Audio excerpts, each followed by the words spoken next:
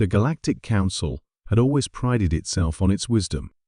For millennia, the 12 founding species had governed the known universe with a sense of superiority, their advanced technology and ancient philosophies guiding countless civilizations to prosperity. They had seen empires rise and fall, witnessed the birth and death of stars, and even predicted the eventual heat death of the universe. To them, there were no mysteries left unsolved, no questions unanswered. They were the pinnacle of existence, or so they thought. When the humans first made contact, the Council greeted them with polite indifference. The species was young, barely out of their solar system, and their technology was laughably primitive. They burned fossil fuels, fought over petty resources, and hadn't even mastered faster than light travel. The Council saw no reason to take them seriously. They were granted observer status, a courtesy extended to all new species, but nothing more. For decades, the humans watched and learned. They sent diplomats, scientists, and artists to the Council's grand halls, absorbing everything they could. The other species found them amusing, if a bit naive. The humans asked too many questions, challenged too many assumptions, and refused to accept that some things were simply beyond their understanding. The Council tolerated their presence, confident that the humans would eventually learn their place. But the humans didn't. It started with a simple discovery. The Council had long believed that the energy required to create a stable wormhole was insurmountable. The mathematics were clear. The energy needed to bend space-time in such a way would require the total output of a dozen stars. It was deemed impossible, a dead end in the pursuit of interstellar travel. The Council had moved on, focusing on refining their existing hyperlane network. The humans, however, didn't get the memo. In a small research facility on a backwater planet called Earth, a team of human scientists announced they had successfully created a stable wormhole. The Council dismissed it as a hoax, a desperate attempt by an inferior species to gain attention. But when the humans invited representatives to witness the experiment firsthand, the Council reluctantly sent an envoy. What they saw defied all logic. The humans had done the impossible. Using a combination of quantum entanglement, exotic matter, and a dash of what they called creative engineering, they had created a wormhole just large enough to send a probe through. The Council's scientists were baffled.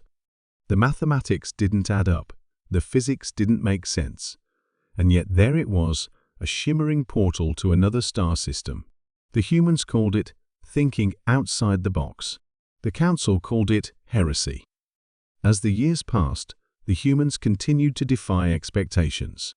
They developed technologies that shouldn't have worked, solved problems that had stumped the Council for centuries, and even discovered new forms of energy that the other species hadn't even imagined.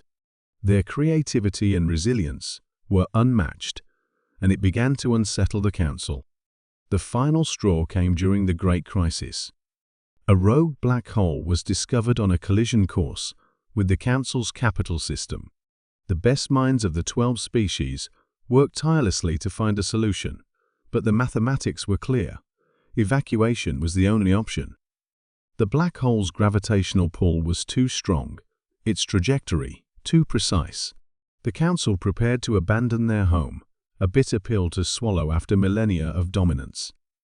The humans, once again, didn't get the memo. In a matter of weeks, they presented a plan to the Council. Using a network of gravity-manipulating devices, another human invention, they proposed to nudge the black hole off its course. The Council laughed. The idea was absurd, the physics impossible. But with no other options, they reluctantly agreed to let the humans try. What followed was nothing short of miraculous. The humans deployed their devices, each one a marvel of ingenuity and determination. They worked around the clock, improvising and adapting as the situation demanded. And when the black hole's trajectory finally shifted, sparing the capital system, the Council was left in stunned silence. The humans didn't gloat. They didn't demand recognition or rewards. They simply returned to their work, always curious, always striving to push the boundaries of what was possible. The council, humbled and awestruck, began to see them in a new light. Perhaps they didn't know everything after all. The humans had proven that even in a universe of infinite complexity, there was always room for discovery. They had shown that creativity and determination could overcome even the most insurmountable odds. And in doing so, they had reminded the council of a truth they had long forgotten, that the pursuit of knowledge was never truly finished. The council had thought they knew it all, but the humans had proven them wrong. And for the first time in millennia, they were grateful for it.